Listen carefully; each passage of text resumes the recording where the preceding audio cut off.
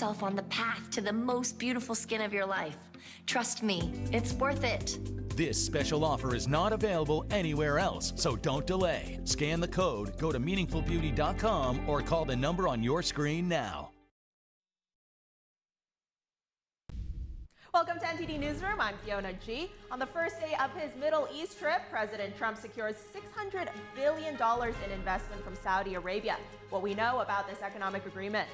The White House slashes a key tariff on Chinese goods, how this is going to impact small packages shipped to the U.S. The Trump administration is cutting another $450 million in funding to Harvard, accusing the university of ignoring anti-Semitic harassment. The school is now suing. Food standards regulations could align between the United States and the United Kingdom. In the past, this has been a key sticking point for U.S. meat exports to Britain, but soon this could be overcome.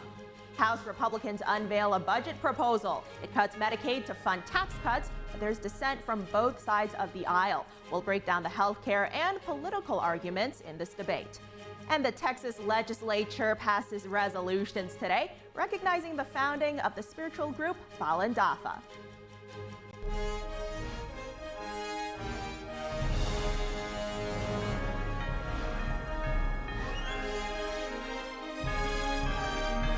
This is NTD Newsroom, live from our global headquarters in New York City. It is the first time that President Donald Trump is visiting Saudi Arabia during his second term in office, and now he's participating in a Saudi state dinner. Take a look. All right. Seems that we may not have that footage for now. We're going to move on. President Trump was speaking in Saudi Arabia today, announces that the U.S. will be lifting all sanctions on Syria to give the new regime a new chance. This comes as the president calls for broader peace in the Middle East. And we've got, once again, live in studio, NTD's White House correspondent Iris Tao. Iris, good to see you. Tell us more about all of this. Sure. So President Trump was just speaking this morning at an investment forum in Saudi Arabia after meeting with the Saudi Crown Prince. And during his speech, he announced that the U.S. would now be lifting its sanctions against the Syrian government, which was actually put in place against the last Syrian regime, the Assad regime. And President Trump says that's to give the new government there, the new regime there, a chance of success. Watch. I will be ordering the cessation of sanctions against Syria in order to give them a chance at greatness. The sanctions were brutal and crippling and served as an important function, nevertheless, at the time. But now it's their time to shine. It's their time to shine. We're taking them all off.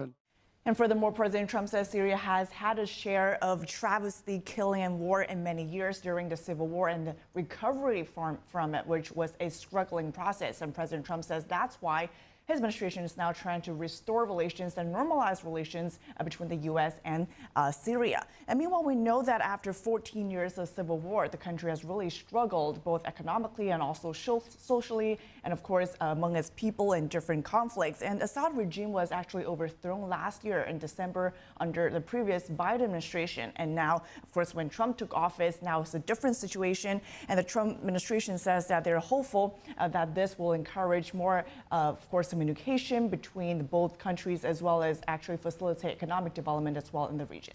Okay, Iris, the president here, he also had a pretty strong message for Iran. Tell us more about that message. Sure. So during his speech, President Trump tried to extend this olive branch to Iran, saying that we do want to strike a deal with you over your country's nuclear program. Of course, we know that Trump has been urging Iran to really downgrade its nuclear program, saying that we want you to be a great country, but we cannot allow you to have a nuclear weapon. But he also gave this stern warning to Iran, saying that the talks have a time limit.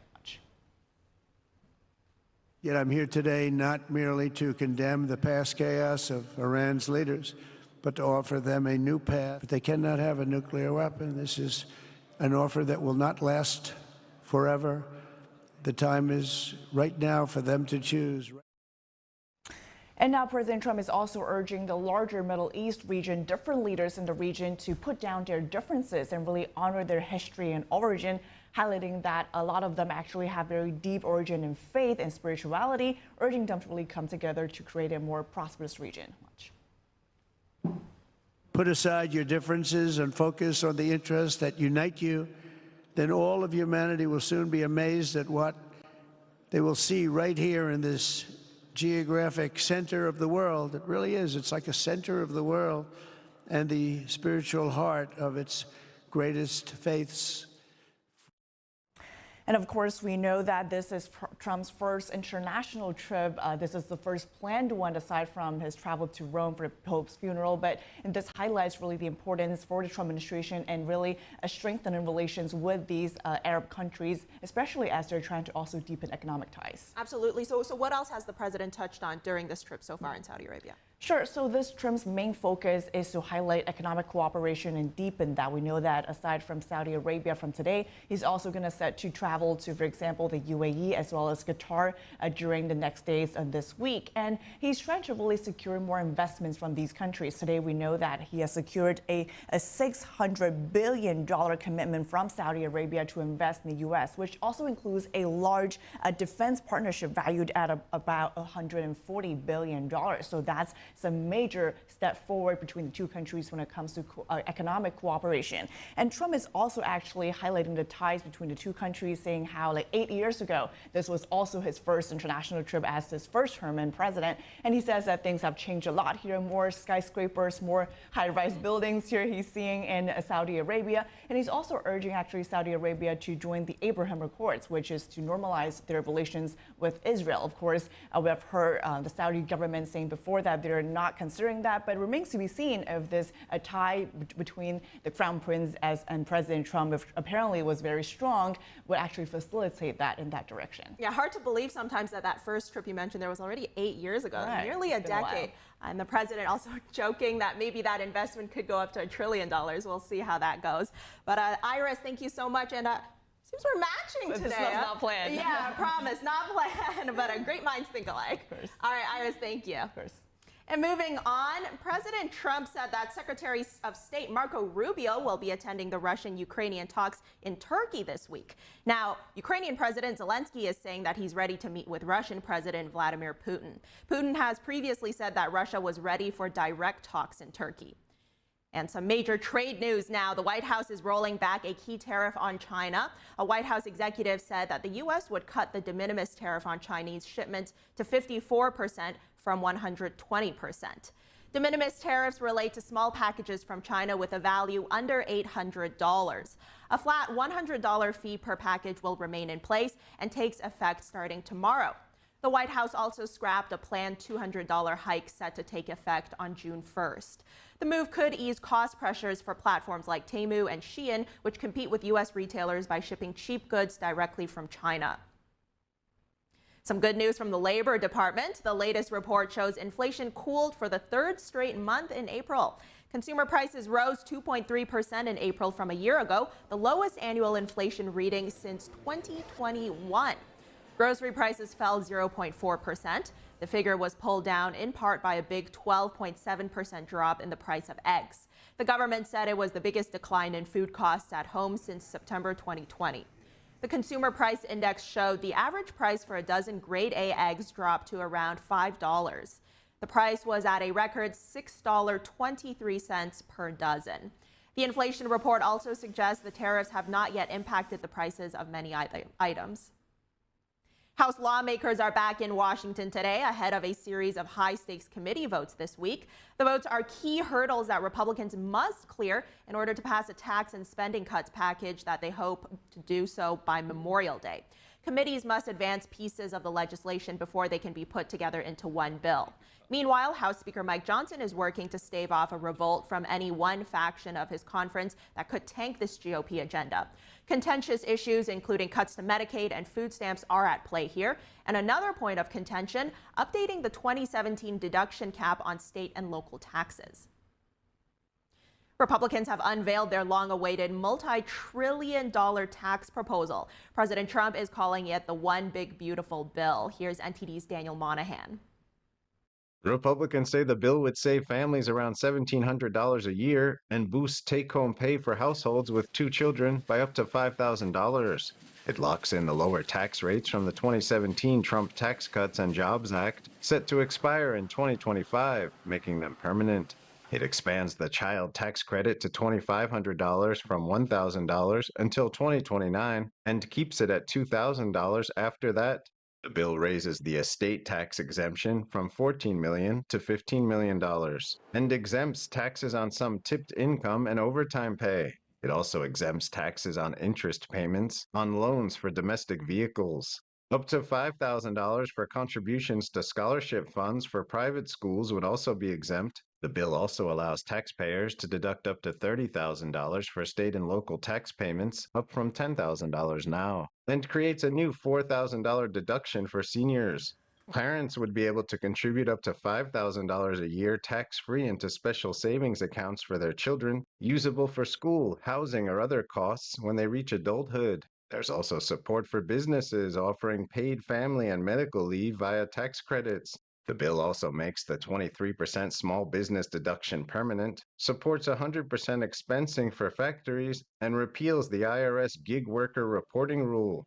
Overall, the bill proposes $4 trillion in tax cuts and $1.5 trillion in spending cuts over 10 years, while also raising the borrowing limit by $4 trillion. Congressman Jason Smith described the bill as pro-family, pro-worker, speaking on Fox News.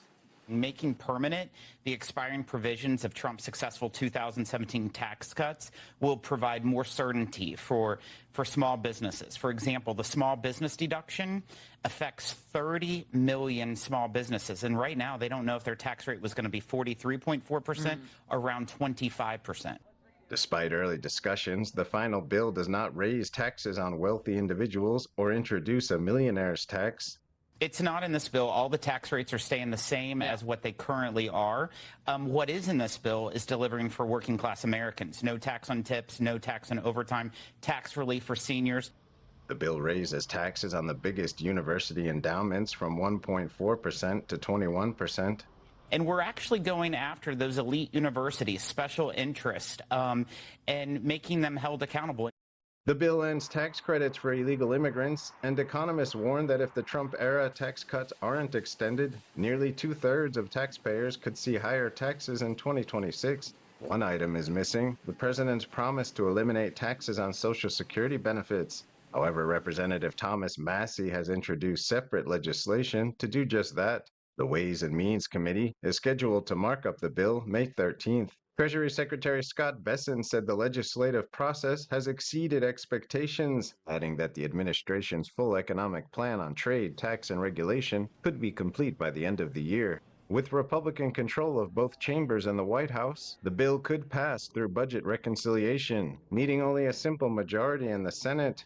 The tax package comes as the federal government reported a $258 billion budget surplus in April, up 23% from a year ago. Daniel Monahan, NTD News. Treasury Secretary Scott Bessent is with President Trump on that visit to the Middle East. This is the president's first major international trip of his second term. Bessent spoke at the Saudi-U.S. Investment Forum in Riyadh today.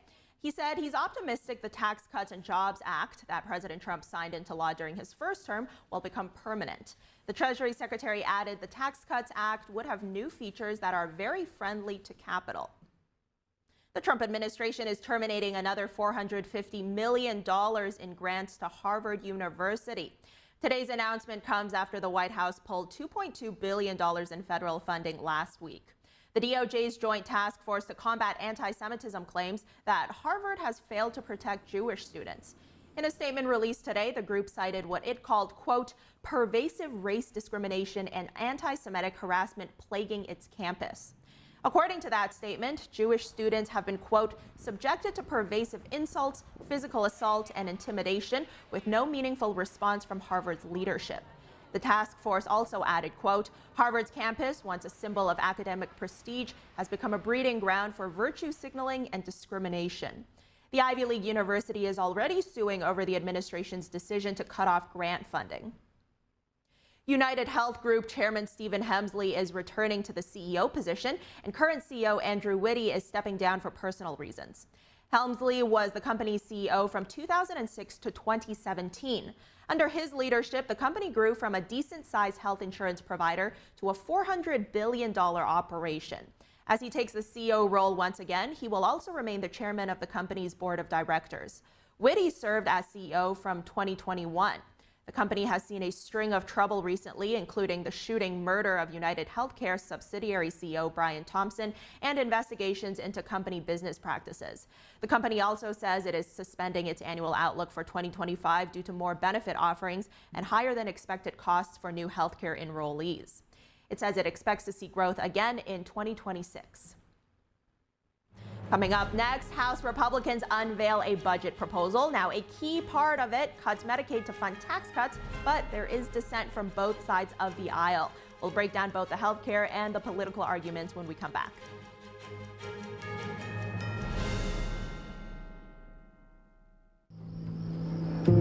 I didn't ask to lose my mother or to be abused at 5 years old. I didn't ask to be kicked out of my house with nowhere to go. I'm so sorry. I didn't ask for any of this. But I did ask for help, and Covenant House was there. Thanks to their love and support, and to generous people like you, I got what I needed to take control of my life. For the young people who didn't ask to be put in unthinkable situations, Covenant House is there providing safety, hope, and a brighter future. Call or go online now. For a gift of only $19 a month, just 63 cents a day, you can provide hot meals, safe shelter, medical care, and love to more than 2,000 young people who sleep at a Covenant House every night. 1 in 10 young adults will experience homelessness this year. Your gift can help reach them when they need it most. I didn't ask for my parents and my family to disown me. I didn't ask to end up in a homeless shelter. The beauty of it all is that I found Covenant House. The need is overwhelming, but your monthly support will make sure no young person is ever turned away. Call or go online right now to safeplacetosleep.org with your gift of just $19 a month. With your monthly donation, you'll receive this soft, comforting blanket as a reminder of the warmth and safety your gift will provide a young person tonight. Covenant House really helped me and really helped mold me into the woman I am today. If there's no Covenant House, where would I be today? Your monthly gift is urgently needed to reach young people in communities like yours who didn't ask to be put in unthinkable situations. Show them they're loved and not alone. Call the number on your screen or go online to safeplacetosleep.org. I was a quarterback at Hardaway High School, college first-round draft pick, on and off the field. We were taught to not show any signs of weakness. During the football season, I would stop eating, but I didn't know I was depressed. I thought that something was wrong with me. For 20 plus years was physical. We didn't have any education behind what mental health was. I started to learn it starts here first. If this is together, I'll be better as a father, as a man, and as a husband. Put the importance on your mental health. I'm not scared to talk about it anymore. The first tool is therapy. The second one is positive self-talk. And then journaling, putting your thoughts on paper. We have to redefine what being a strong man is and heal, love your mind.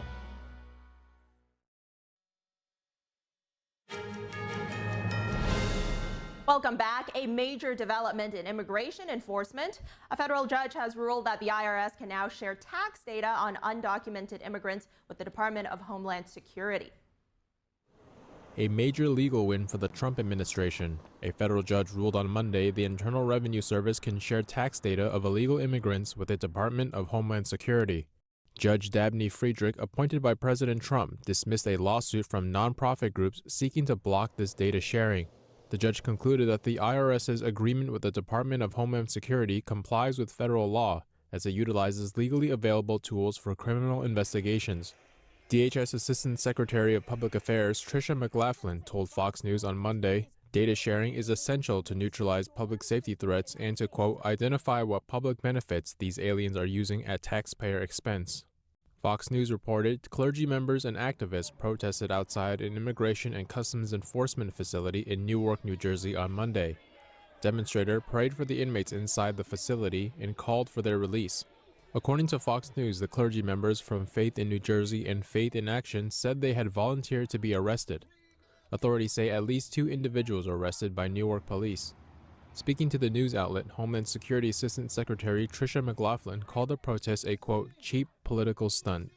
Meanwhile, in Florida, state troopers are now licensed by the federal government to arrest undocumented immigrants on their own. Governor Ron DeSantis announced the agreement with ICE on Monday. The agreement gives local law enforcement the ability to carry out certain immigration duties, essentially working like an extension of ICE under federal supervision.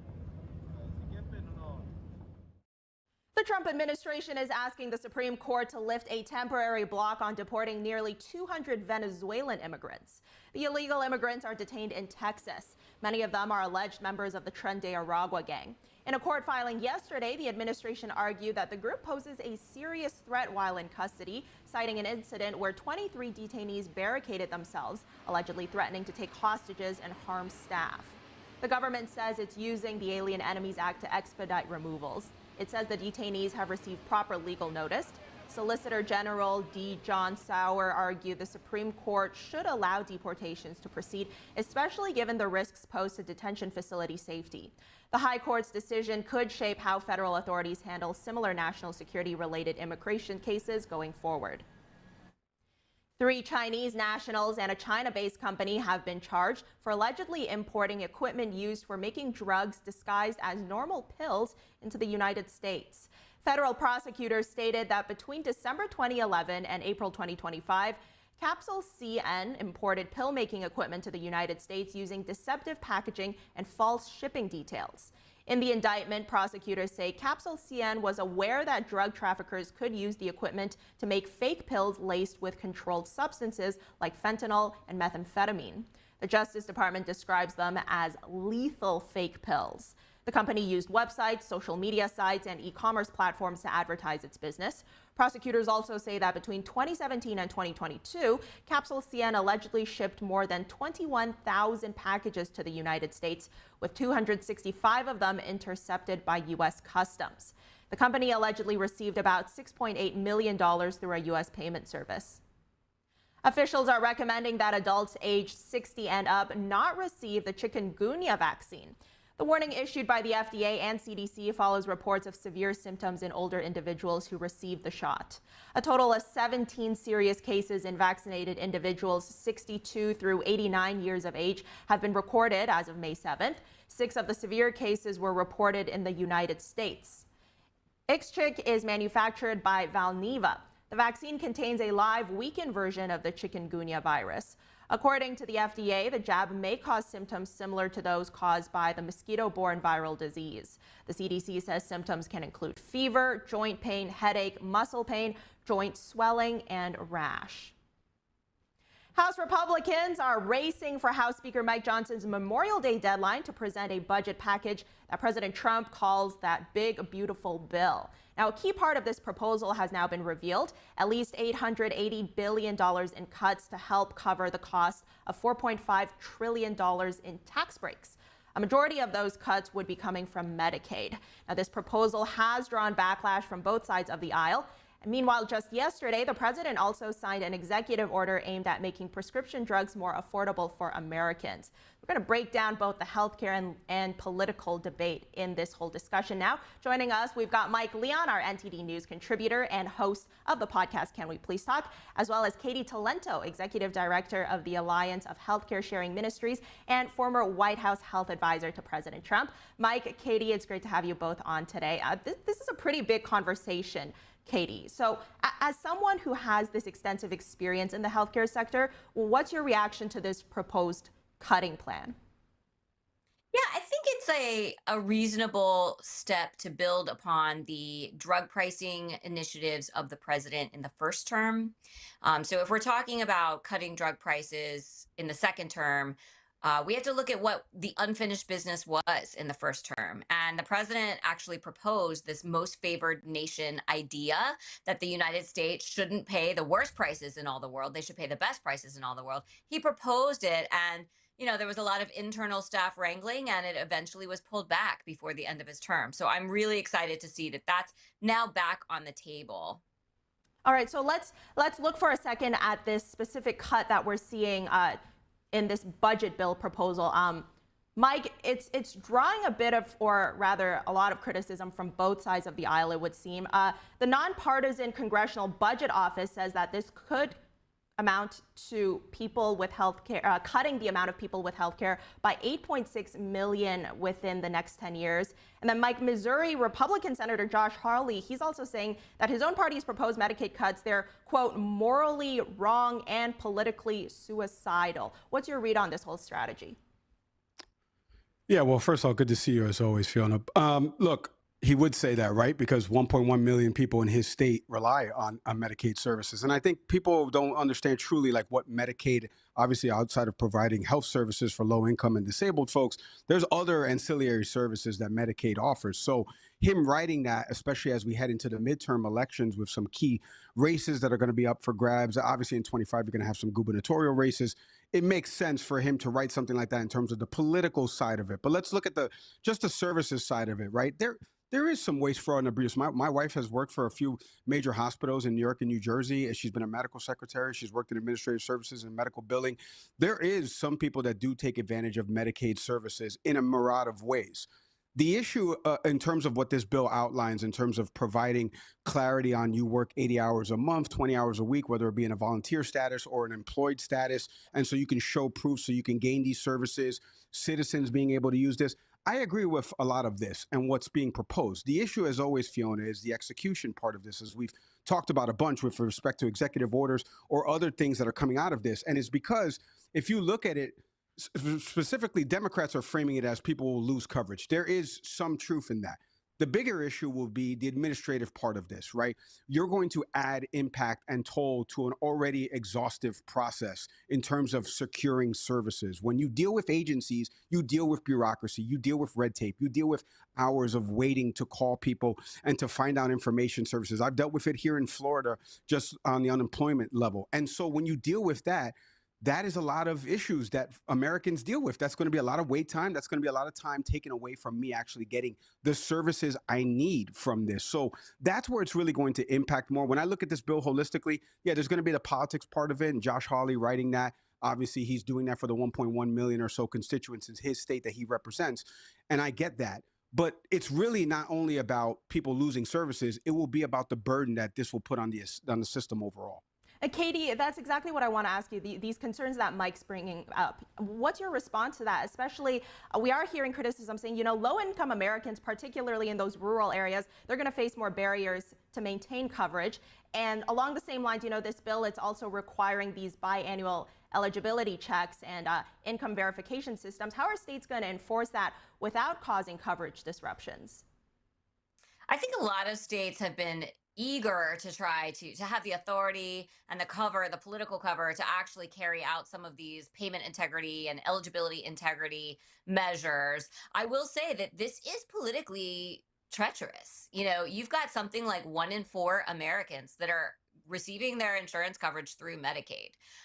And you're also going to hear a lot of caterwauling from the hospitals, especially the community hospitals, who are going to claim that if there are more uninsured people, even if they're not insured by Medicaid, which, you know, pays some of the lowest rates out there to hospitals, but the hospitals are going to complain that these people are just going to lead to uncompensated care. So I think we are going to hear a lot of noise and friction out in the communities where this is, you know, having to be executed. But there is nothing wrong, of course, with making sure that the law is being followed with respect to eligibility. You know, the Affordable Care Act dramatically expanded the Medicaid program in many states, most states, to childless, working-aged adults. If those adults have other forms of coverage available, it's only proper that the taxpayer not have to pay for their insurance coverage. You know, we're drowning in debt. So, of course, there's always a balance of interests here. So, you know, it'll be interesting to see. I think states that are more inclined in this direction are going to be more aggressive in carrying out these measures, and the states that aren't, they will sort of take their time. So it'll be a continuum throughout the country. All right. I know Mike's on a bit of a tight time crunch here. So, Mike, I want to ask you this regarding that drug cut executive order. or the pricing cut rather of drugs that President Trump signed yesterday. Some Senate Republicans, they're saying the president's executive order essentially amounts to government price fixing. I think it's interesting to see the president sort of moving away from this traditionally conservative stance when it comes to lowering these drug prices. Yeah, and I'll piggyback a little bit on what Senator Chuck Grassley said. He said, look, if you just pass my bill actually encapsulates a lot of what the president wants to do with respect to this. Look, the Biden administration ran on lowering prescription drug prices and costs. If you recall, during the campaign stop, he did that stop in Michigan to announce something that was done in terms of prescription cost and lowering costs for seniors in terms of how much they would pay out of pocket for prescription drugs. This is a huge issue. It kind of funnels into the Medicaid part of this. It's kind of why Josh Hawley wrote this op-ed piece, because there is a faction of the moderate Republican base that's still left that is saying, look, they take a hardline stance politically, and then eventually they come around as concessions are made on all of this. So I do think it's interesting, executive orders aside, because executive orders, as we all know, or maybe people don't know, those things can be challenged in court. It still needs to pass the congressional smell test and be enacted into law. So an executive order, as always, we have to take it at face value for what it is that it's trying to tackle, where the pushback will be. But I think right now what you're seeing, at least from folks I've talked to specifically on the House side of this, like they're interested to hear more about the issue and what the president's aims are with this executive order and how it will truly affect their states, because there's a lot of them that are going to be in swing districts that this is going to affect their constituents for sure. All right, Mike Leon, thank you so much for joining us today. Can't wait to have you on for our next panel. All right, thank you.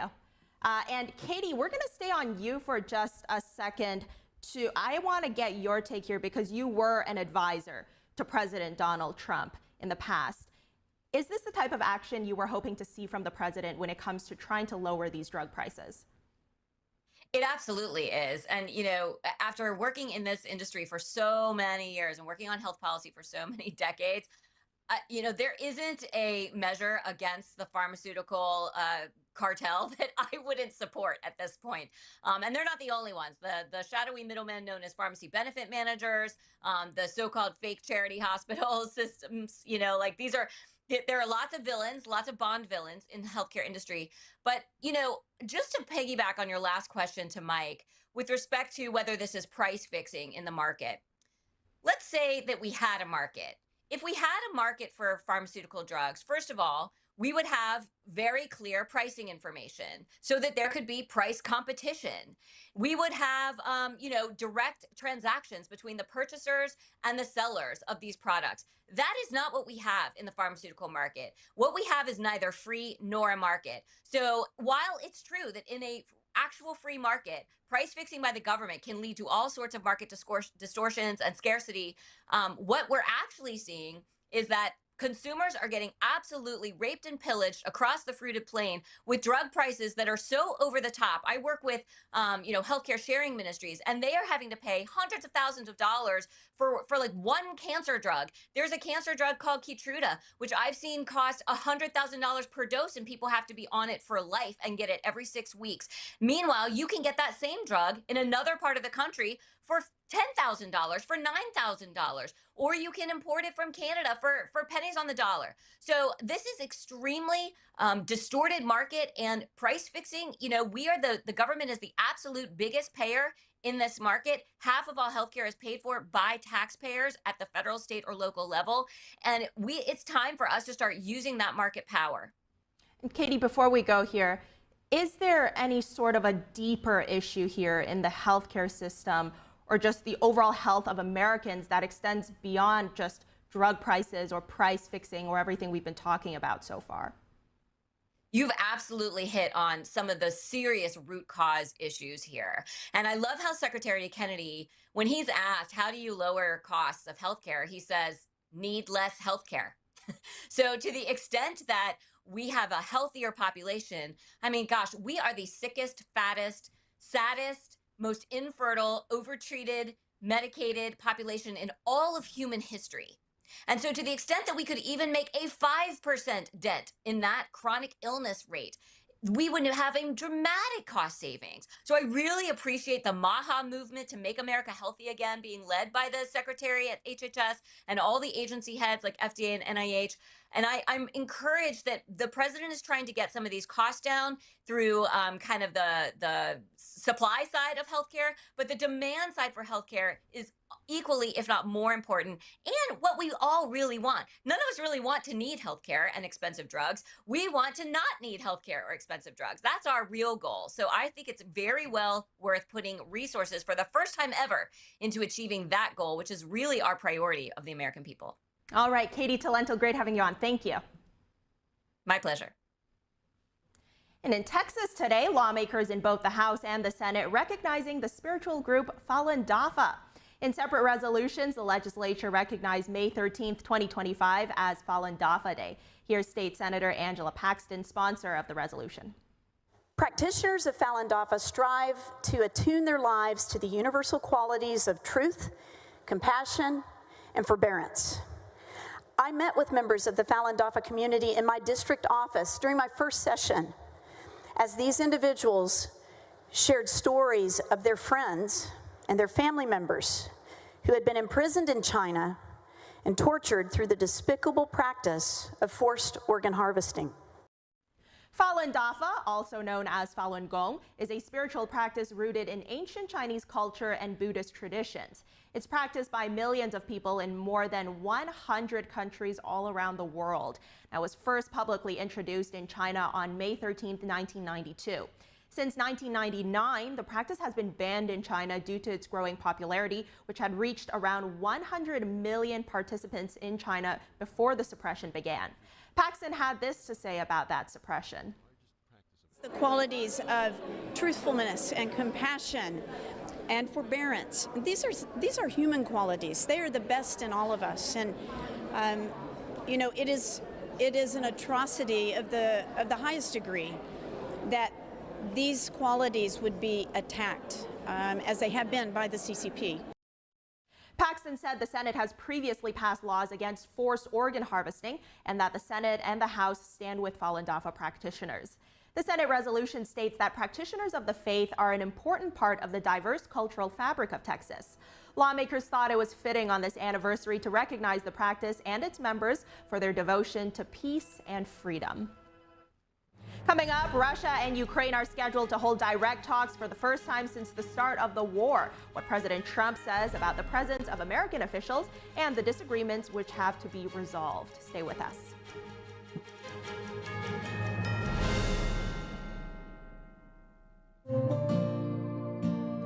Imagine a coffee that cares for your health. Expertly fermented with a 50 enzyme complex to enhance flavor and remove bitterness. Small batch roasted to a decadent medium dark, resulting in a brew that is gentle on digestion, low acid, and up to 90% less caffeine than regular coffee.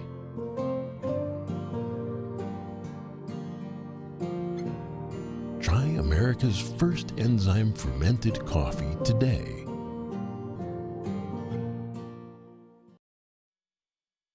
Stay tuned to get a free month of home warranty protection. Tired of searching for contractors when your home appliances and systems break down, only to leave you stuck with a huge repair bill and shoddy repairs? Plumbing, heating, air conditioning, and appliance breakdowns could cost thousands. Hi, I'm Ty Pennington, here for Choice Home Warranty. They protect my home from expensive repairs, and they can do the same for you.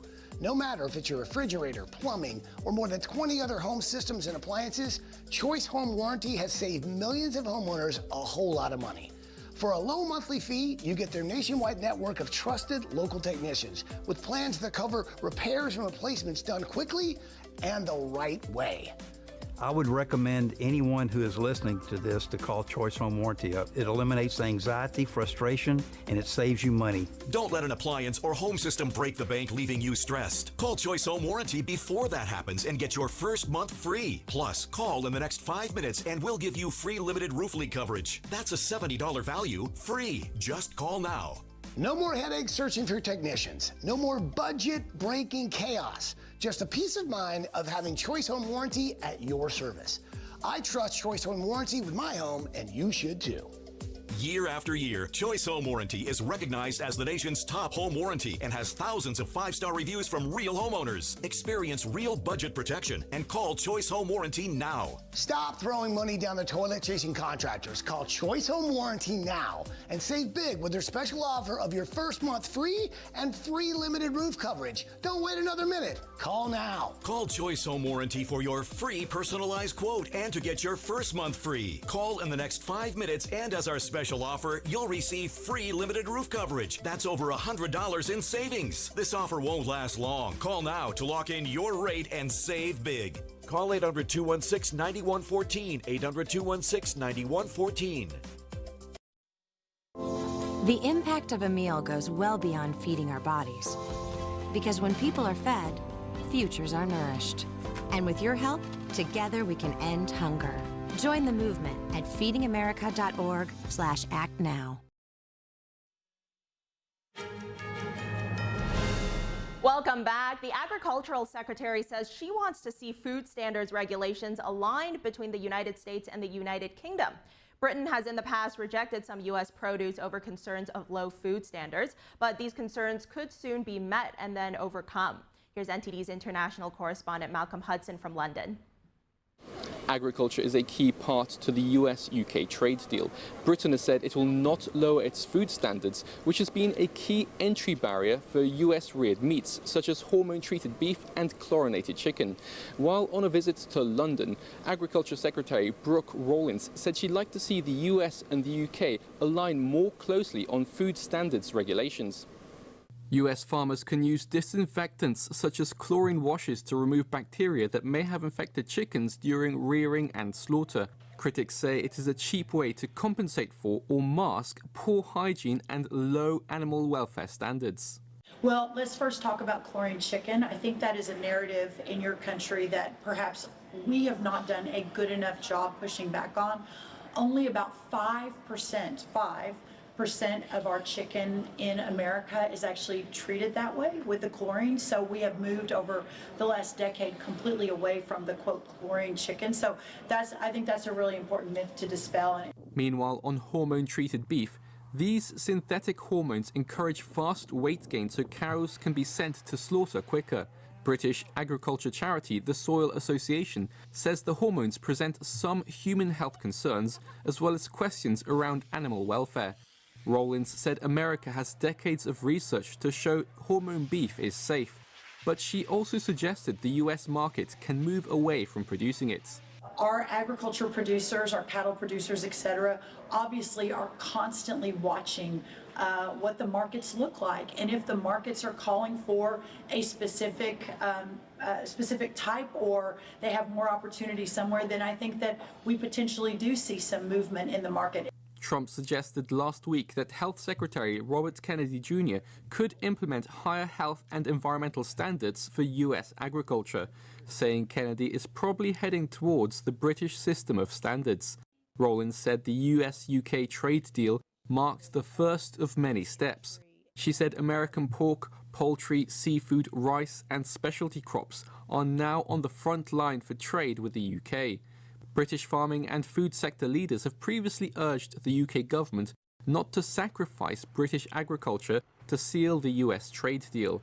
British Environment Secretary Steve Reed said the deal means UK beef farmers will now have exclusive access to the world's largest consumer market, adding that the deal will protect Britain's farmers and secure the UK's food security. Malcolm Hudson, NTD News, London. Russia and Ukraine are scheduled to hold direct talks for the first time since the start of the war. President Trump now says Secretary of State Marco Rubio will join the negotiations as well, but it's not clear yet who will represent Kyiv and Moscow. NTD's international correspondent Arian Pazdar has the latest on those peace efforts. Talks are being held in Turkey later this week, probably on Thursday, and they could produce some pretty good results. Our people are going to be going there. Marco's going to be going there. President Trump on Tuesday announcing that Secretary of State Marco Rubio will join peace talks in Turkey on Thursday. Russia and Ukraine agreed to hold direct talks for the first time since the start of the conflict over 3 years ago. But Ukrainian President Volodymyr Zelensky says he will only join the talks if Russian President Vladimir Putin will be there too. If Putin will not come, or if ceasefire will not be supported by Russians, by Putin exactly, by him. So it's been only one thing, that Russia is not ready for any kind of negotiation. Also on Tuesday, a Kremlin spokesman was asked if Russia already announced who will attend the meeting. No, as soon as the president sees fit, we will announce it. Last week, Western allies, including the US, have called for an unconditional 30-day ceasefire starting Monday. Ukraine agreed, but Russia never committed to the truce, which creates another obstacle. Ukraine says a ceasefire must be in place in order to hold peace talks. Arian Pastar, NTD News. An Israeli-American soldier held hostage for more than 19 months in the Gaza Strip was reunited with his family at a hospital in Tel Aviv last night. The Hamas terror group said it released Eidan Alexander as a goodwill gesture toward the Trump administration. Oh, yeah.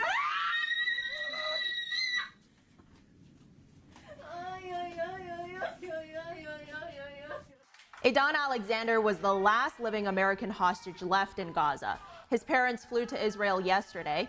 Alexander is a native of Tenafly, a suburb of New York City. He moved to Israel in 2022 after high school and enlisted in the army.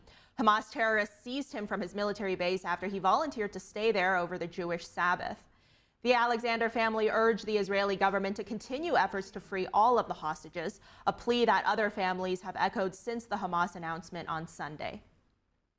Continuing with the freed hostage, Eidan Alexander, Israeli Prime Minister Benjamin Netanyahu spoke with him and Middle East envoy Steve Witkoff by phone today. איך אתה מרגיש, עידן? איך אתה מרגיש? בסדר, חלש, אבל לאט לאט. כן. לאט לאט נחזור חזרת? כל עניין של זמן. כן. Steve. Hi, Mr. Prime Minister. Hey, you have one brave Israeli soldier there who's also a champion of America and Israel together. And we're very, very happy and very grateful to the help that you and President Trump gave us. And Mr. Prime Minister, I've told Eidan and his family everything that you have done to make this possible over the last several days. It was a tense negotiation and it was critical. How you allowed the negotiations to operate. The Israeli Health Ministry said today that multidisciplinary teams will take care of released Israeli-American hostage Alexander and his family. The head of the General Medical Division says it is clear that the terrorist organizations are denying hostages essential medical treatment, holding them in inhuman conditions. He called the conditions deeply concerning. And coming up, May 13th is International Falun Dafa Day. This year, the day honors 33 years since the mind-body system was first made public. A look at some of the parades and events held across the U.S. and all around the globe after the break.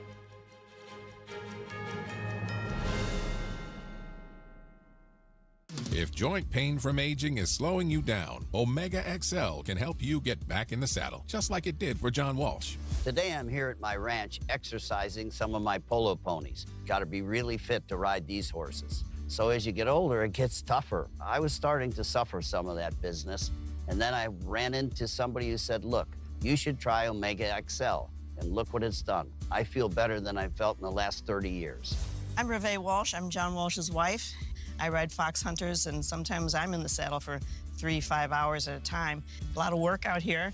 I wouldn't have been able to do this. Muck a stall, throw hay, do all the things that needs to be done on a ranch a couple years ago. But Omega XL gave me the ability to get back in the saddle. It works great. Once you try it, you don't want to be without it. Makes a huge difference. It does. Take it every single day, and you know, there's a benefit. It's made you a lot nicer to me.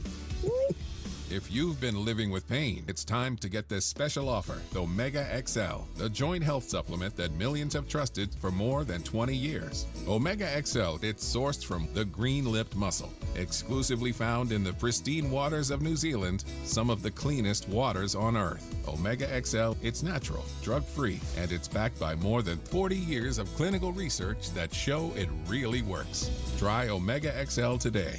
Pick up your phone and call the number at the bottom of your screen right now for a special offer. Buy one, get two free. 2 bottles of Omega XL plus Vitamin XL D3, a value of more than $100. But call today and you pay only $39.95. That's a savings of more than 60%. Plus, it's backed by our 60-day money-back guarantee. Try it. You got nothing to lose. Call or go online right now to get this special offer. 2 bottles of Omega XL plus Vitamin XL D3 for only $39.95. Call now.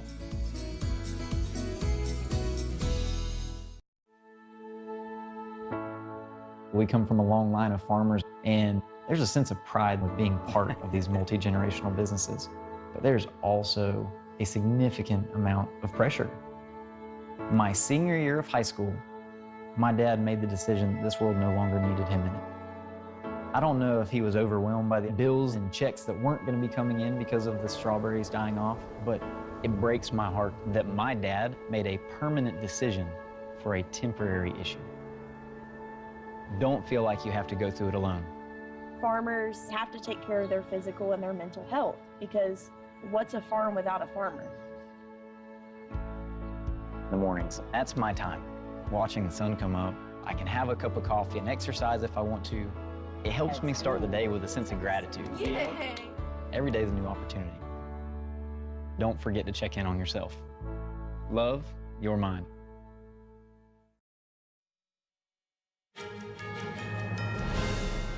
Thanks for staying with us. Today marks a special anniversary of a peaceful meditation practice that embodies beauty, tradition, faith, and resilience.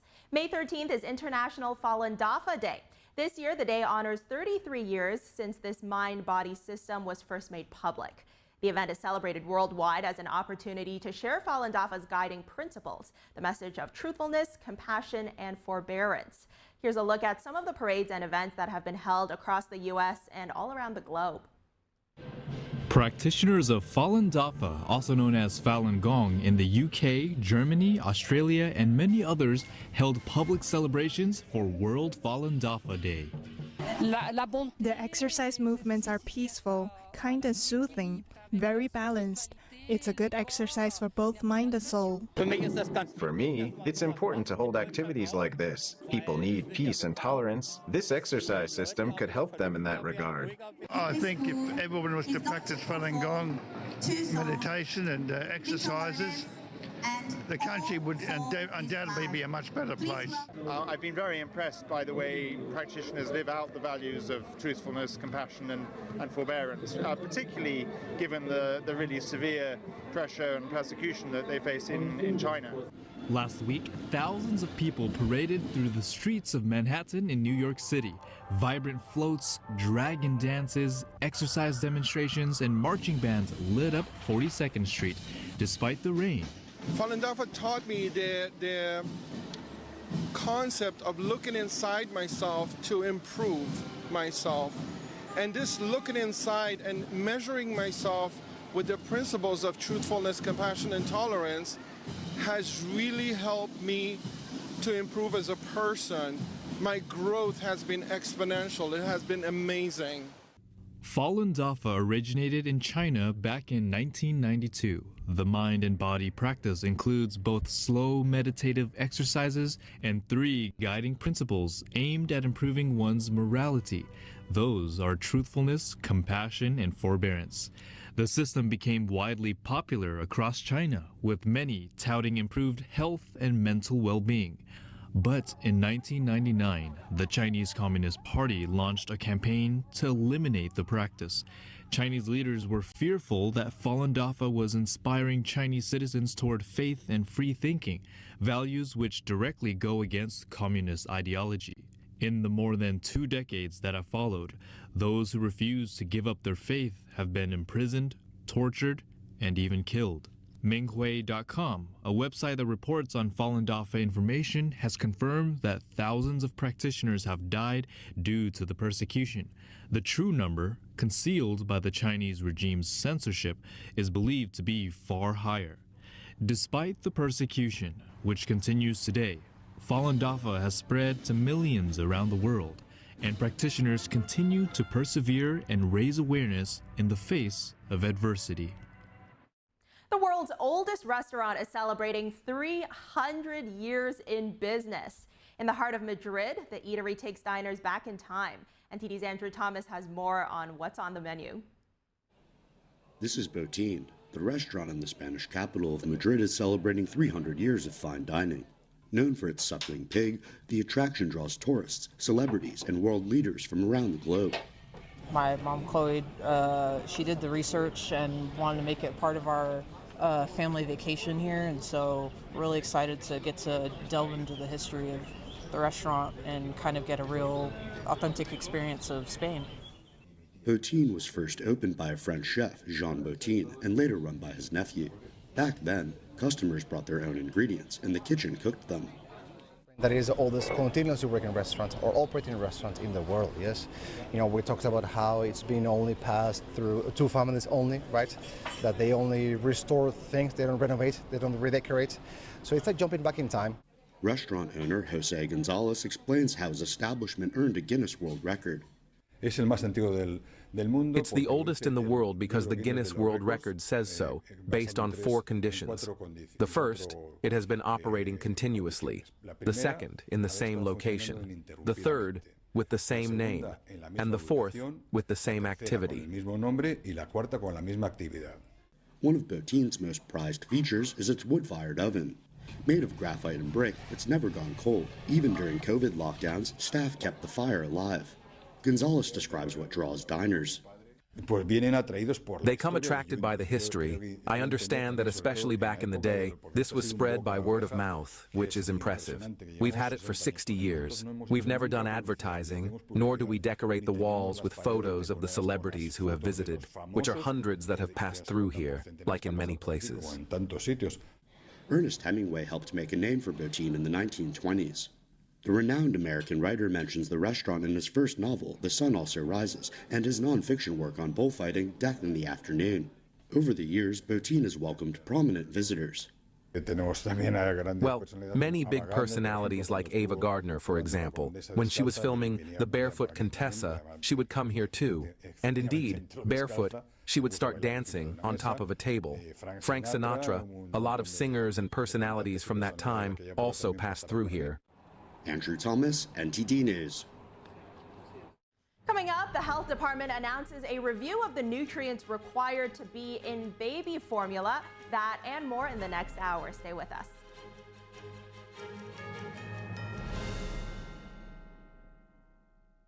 Hi, I'm Susan Lucci. You may know me from my many years on television. I never thought about heart disease until I had my own heart event. I felt this slight pressure in my chest, just slight. I thought, oh, it's nothing, it'll go away. I didn't get it. I did not get it. But a few days later, while shopping at a boutique, that pressure returned, much stronger. It felt like an elephant pressing on my chest. I had a 90% blockage in my main artery and a 75% blockage in the adjacent artery. I was rushed into surgery where I received 2 stents in my arteries. Stents developed through research funded by the American Heart Association. Those stents saved my life. That's why I'm in front of you today, asking you to join me in supporting the American Heart Association by becoming a monthly donor. Call now or go to helpheart.org. For only $19 a month, just 63 cents a day, you can help fund the next medical breakthrough. Get the next person trained in CPR, the next hospital certified in high-quality cardiovascular care. I'm so grateful to the American Heart Association. Their research helped save my life. I can enjoy life with my children, my grandchildren, and my friends. Heart disease is America's #1 killer, and your support now can help save your life or the life of someone you love. Give $19 a month with your credit card, and we'll send you this special t-shirt that you can wear to show that you are helping save lives. Please, listen to your heart. The only reason I'm here today is because I did. Please call or go online to helpheart.org. Become a monthly donor, and for a limited time only, your first month's gift will be matched. Thank you.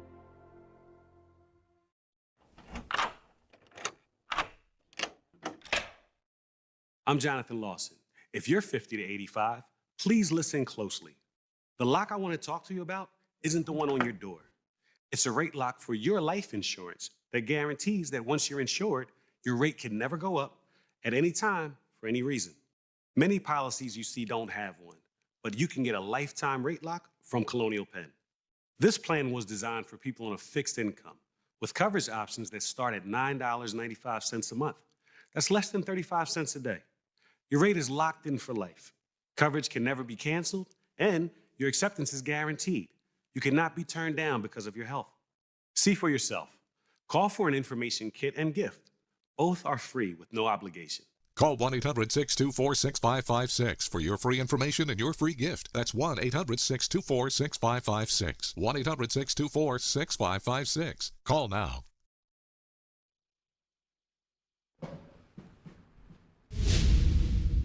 Welcome to NTD Newsroom. I'm Fiona G. On the first day of his Middle East